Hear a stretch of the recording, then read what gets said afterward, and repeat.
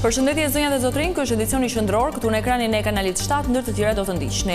Majoranca dhe opozita bien dakord për rezolutën e integrimit që kërkon dialog politik për reforma. Dokumenti miratohet në parlament me 114 vota pro. Belinda Balluku bën rekurs në gjykatën e lartë, ish numri 2 i qeverisë kundërshton masën e sigurisë të pezullimit nga detyra që është ende në fuqi. Studentët e Akademisë së Sigurisë janë helmuar nga makaronat. Autoriteti kombëtar i ushqimit konfirmon praninë e bakterit Escherichia coli.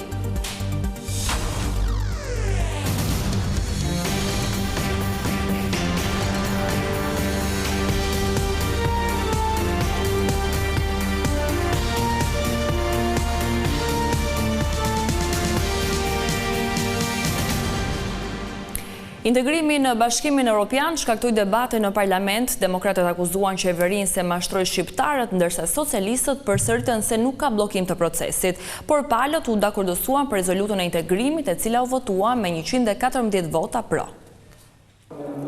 Për 5 orë, deputetët diskutuan për procesin e anëtarësimit të vendit në Bashkimin Evropian, proces i cili mbështetet nga të gjithë krahët e politikës shqiptare. Por ndasit mes dy kampeve ishin të dukshme edhe sot. Në emër të qeverisë shqiptare, ministri i jashtëm Ferit Hoxha deklaroi se nuk ka bllokim të procesit të negociatave, duke përsëritur premtimin se vendi do të anëtarësohet në Bashkimin Evropian brenda kësaj dekade. Zyrtarët më të lartë të BE-s, përfshirë shtetet anëtare, kanë theksuar në mënyrë të përsëritur her pas here se duhet ruhet, se nëse ruhet ritmi aktual i reformave dhe i përmbushjes së standardeve, ky objektiv i anëtarësimit të Shqipërisë në vitin 2000 brenda periudhës 2030 është absolutisht i arritshëm.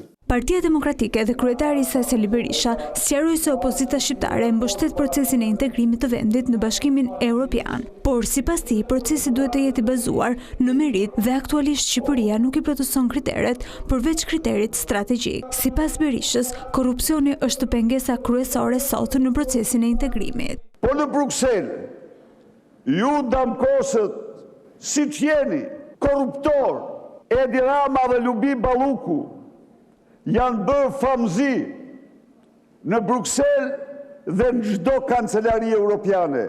Janë bërë famzi sepse Edi Rama u detyrua, se s'po përdor shprehje tani, t'i fshi këpucët Lubi Ballukut, kur ajo nxori të gjithë dosjet. Sali Berisha, i cili ka qenë deri pak muaj më parë një prej kritikëve më të fortë të reformës në drejtësi, akuzoi socialistët se hodhën poshtë reformën ditën që votuan kundër kërkesës së SPAK-ut për arrestimin e ish të vendit kryeministres Belinda Balluku. Sipas tij, kjo votë ka bllokuar procesin e Shqipërisë në rrugtimin e integrimit. Dhe ju që flisni sot për integrimin, o hipokrit. Pa nuk keni ju që votuat për Lubi Ballukun, o hipokrit. A nuk keni ju që me mandatet tuaja thika bllokuat prokuroria dhe i futet thikën reformës drejtësi? Çfarë do diskutoni ju sot, më thoni mua? Por, pavarësisht debateve dhe akuzave që palët shkëmbyen në sallën e kuvendit, në fund ata gjetën gjuhën e kompromisit për rezolutat për procesin e anëtarësimit të Shqipërisë në Bashkimin Evropian. Majoranca angazhohet të sigurojë kushtet për pjesëmarrjen e plotë të opozitës në veprimtarinë parlamentare, të respektojë kërkesat e saj në përputhje me standardet demokratike, me kushtetutën dhe rregulloren e kuvendit. Opozita angazhohet të sigurojë pjesëmarrje të plotë në veprimtarinë parlamentare në përputhje me standardet demokratike, me kushtetutën dhe rregulloren e kuvendit. Të dyja palët angazhohen për forcimin e dialogut politik.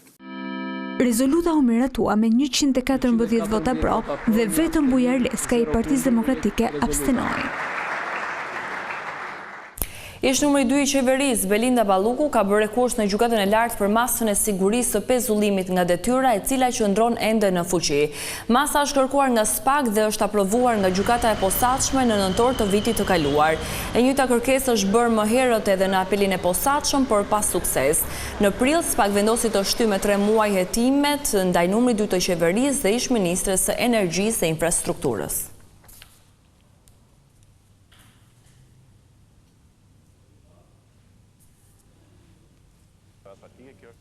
Odir kërkon forcimin e rregullave për financimin e partive politike. Miksioni thekson se Komisioni i Reformës Zgjedhore duhet të marrë parasysh rekomandimet lidhur me transparencën e donacioneve. Ekspertët e Odiri kanë përcjellë Komisionit Reformës Zgjedhore një dokument prej 38 faqesh ku janë përfshirë sugjerimet rreth projektligjet për financimin e partive politike. Në këtë opinion të ndërmjetëm, Odiru kërkon ligjvënësve shqiptar të forcojnë rregullat për burimin e parave që marrin partitë politike në Shqipëri.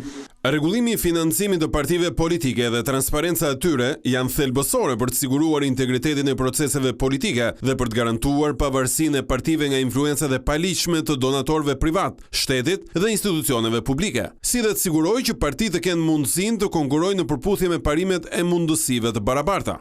Odir kërkon rregulla të detajuara për donacionet që marrin partitë. Hartuesit e ligjit duhet të marrin në konsiderat një ndalim të shprehur të donacioneve të bëra në emër të një personi tjetër dhe të kërkojnë publikimin e profesionit dhe punëdhënësit të çdo donatori, si dhe të pronësisë përfituese të personave juridik që bëjnë donacione, duke siguruar gjithashtu që ky informacion të jetë i aksesueshëm për KQZ-n. Odir kërkon që kufiri donacioneve që merren nëpërmjet bankës të mos jetë 50.000 lekë pasi rrogat në Shqipëri janë të vogla, ndaj kufiri duhet ulur. Gjithashtu Odir kërkon që formula e ndarjes së parave të buxhetit shtetit për partitë politike të ndryshojë e të jepet më shumë fonde partive të vogla për të garantuar pluralizmin.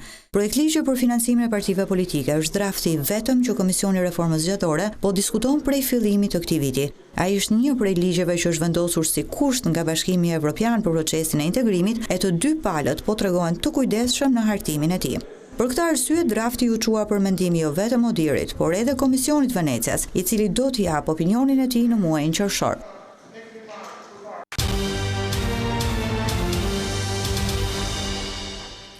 Gjykata e Apelit ka urdhëruar rikthimin në qeli të ish-ministrit të mjedisit Lefter Koka. Ai u shpall fajtor ndërsa duhet të shlyej edhe pjesën e mbetur të dënimit për inceneratorin e Tiranës. Ish-ministri ishte dënuar me 3 vite burg për shpërdorim detyre, por dënimi u zbrit në 2 vite për shkak të gjykimit të shkurtuar. Shkolla e parë vendosi të shuaj pjesën e mbetur të dënimit me kohën e paraburgimit, por Apeli me vendimin e kësaj së enjte e riktheu në qeli. Edhe Jetmir Llapa, ish punonjës i qendrës kombëtare të biznesit që shkalla e parë shpalli të pafajshëm, u dënua me 1 vit heqje lirie. Mbi ish-ministrin rëndojnë 3 dënime për 3 inceneratorët Elbasanin, Fierin dhe Tiranën. Për 2 të parët ai e ka përfunduar dënimin.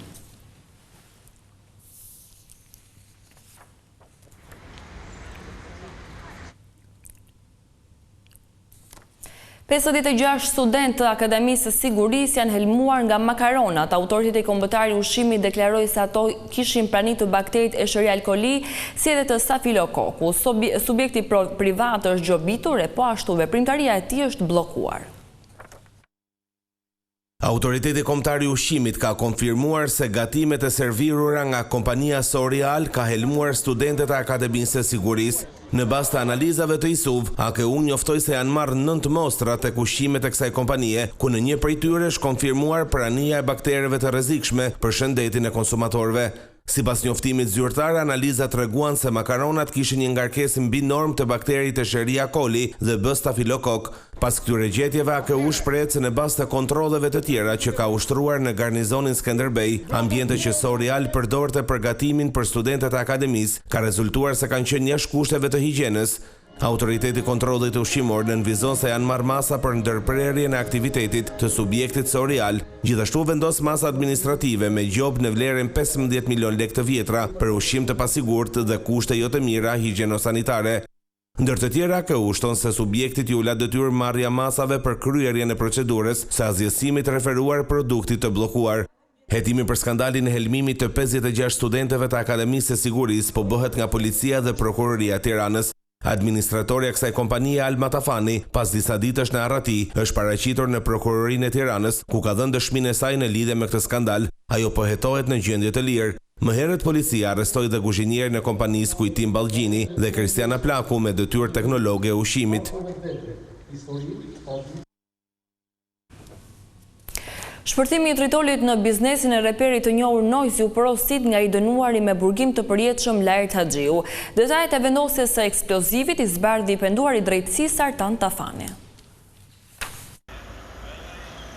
Bashkëpunëtori i drejtësisë Artan Tafani, që dikur i ka shërbyer bandës së Lajert Haxhiut, dëshmoi në gjykatën e posaçme se si vendosi tritoj lokalit dhe dyqanit të Rigel Srajkut, reperit të njohur si Noizi. Ai tha se u urdhërua nga kreu i bandës Lajerti në mbrojtje të shokut, reperit tjetër Kleviola Ahmetaj, i cili kishte probleme me Noizin.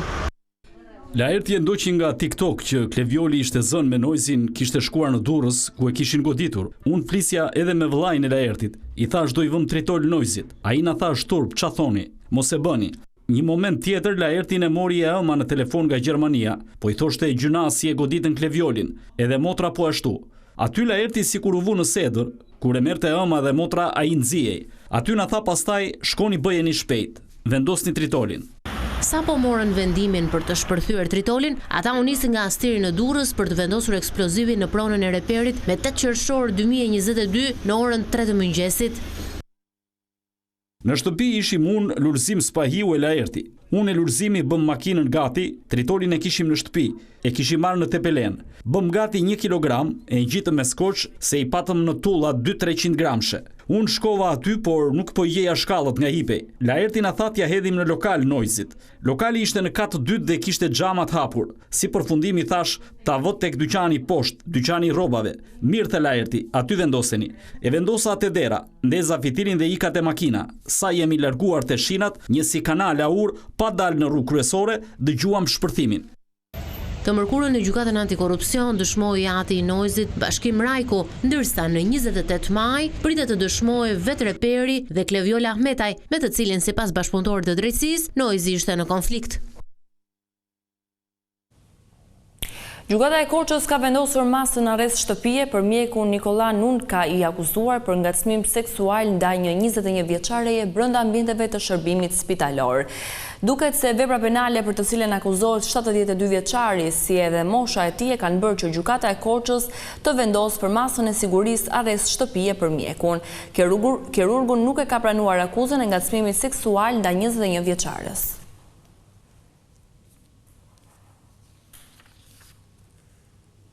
Fatkeqësitë natyrore në Shqipëri përbën një kërcënim për sigurinë ekonomike, duke cënuar drejt për drejt qytetarët.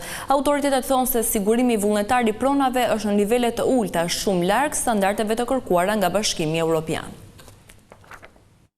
Po kërcënohemi gjithmonë më shumë, por po mendojmë shumë pak për të parandaluar pasojat e fatkeqësive natyrore mbi pronën. Shqipëria mbetet e rrezikuar nga tërmetet dhe zjarre, ndërsa sigurimi vullnetar i banesave vijon të jetë shumë i ulët. Shqipëria, sipas vlerësimeve të Bankës Botërore, mbetet një ndër vendet me ekspozim më të lartë të fatkeqësive natyrore në Europë, rreth 86 deri në të territorit dhe mbi 88% e popullsisë janë të ekspozuara ndaj këtyre rrezikeve. Sipas të dhënave nga Autoriteti Mbikëqyrjes Financiare për gjatë vitit të kaluar, vetëm 5% e totalit të banesave në vend ishin të siguruara, duke qenë ndjeshëm nën mesatarin e vendeve të Bashkimit Evropian. Sot, zjarre, tërmetet dhe fatkeqësitë të tjera po kërcënojnë sigurinë ekonomike. Raporte ndërkombëtare tregojnë se zgjidhja vjen përmes bashkëpunimit institucional. Sigurimi i pronës duhet të rritet si pjesë e standardeve të Bashkimit Evropian, ku AMF udhëheq kapitullin numër 9. Për autoritetin, një treg i fortë sigurimesh tregon shumë për ekonominë dhe sigurinë financiare të vendit.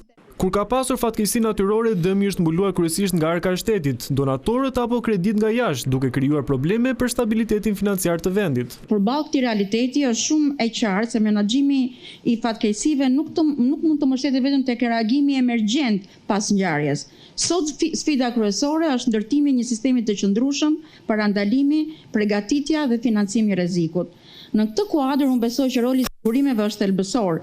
Sigurimi i fatkeqësive natyrore nuk është vetëm një instrument financiar, ai është një instrument mbrojtës për bizneset, për familjet dhe për vetë shtetin. Një projekt ligji sapo hartuar parashikon që qytetarët të kenë të detyrueshëm sigurimin e pronës së tyre. Drafti aktualisht ndodhet në konsultim publik dhe po punohet me ekspertët e fushës për ta parafruar atë me standardet e Bashkimit Evropian. Kjo ishte gjithçka e përgatitur edhe për këtë edicion informativ. Unë ju falenderoj për vëmendjen tuaj. Bashkë mirupafshim.